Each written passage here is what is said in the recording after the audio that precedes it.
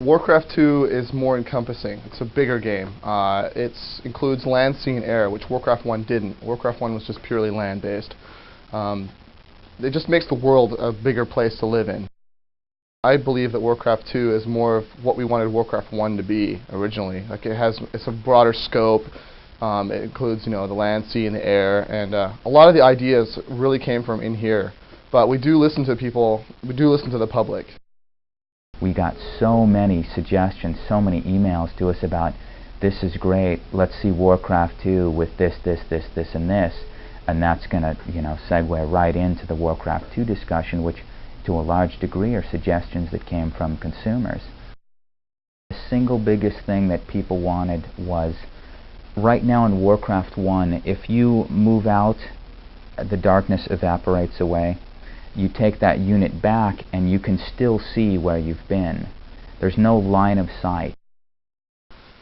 Fog of War is just like, in the first Warcraft you could walk and explore an area then come back.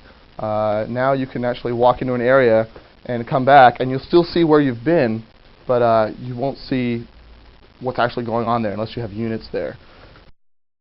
It completely changes the tactics of the games. You need scouts and pickets and flanking maneuvers, and ambushes become real, and you can't assume anything. An overwhelming force could be headed in one direction, get flanked, and you go cut the guy's economic backbone. You couldn't do things like that in Warcraft 1, or less could you do that if you explored the area around you. There were really no tactical surprises.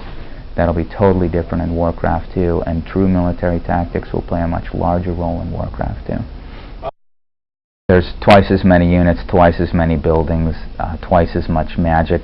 The maps are twice as wide and twice as tall, so 6 players in each game. More is what people asked for. Super VGA, more colors, more graphics. We added everything that people asked for, with the one notable exception, the more races issue. Bringing a lot more races this time around. Before, people were kind of crying out for more races. We're not really going to be able to do 4 races, but what we're going to do is we have the human allies and the orc allies. So the humans, as they go down their path, they sort of meet up with the elves, and they meet up with the dwarves, and they gain units from those guys. On the other side, the orcs meet up with trolls and ogres, and they gain units from that side. One of the examples is like elvish archers.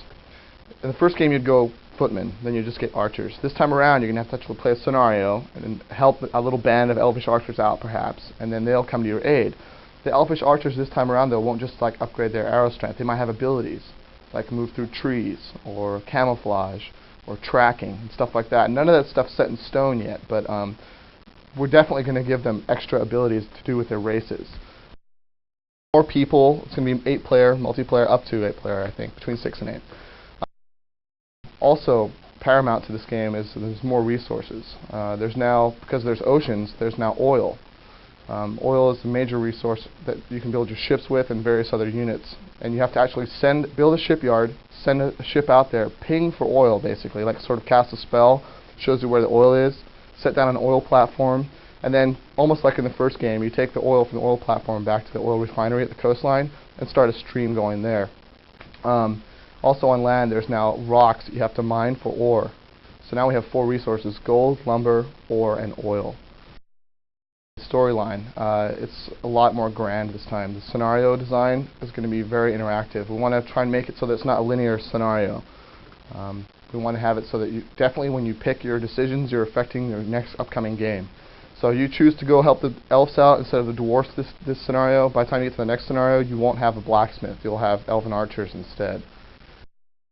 We have on each side, you could end up playing about 25 a side if you play the long way around. If you played the quick way, or if you took note of the hints and tried to play the best way you could, you'd probably play 16 a side if you played it perfect. The way we've designed it, if you choose to, there'll be certain objectives. Maybe taking a keep or something like that. You may decide that this time I'm just going to go straight for the keep. I'm going to attack it with all I've got right now. Or you could wait 2 more scenarios and try to gain support from, say, paladins, maybe gain another spell or 2 through another scenario, rally up the people around the area, and then go attack the keep. So then you end up playing, it takes longer to get there, but you'll have more stuff when you actually get there.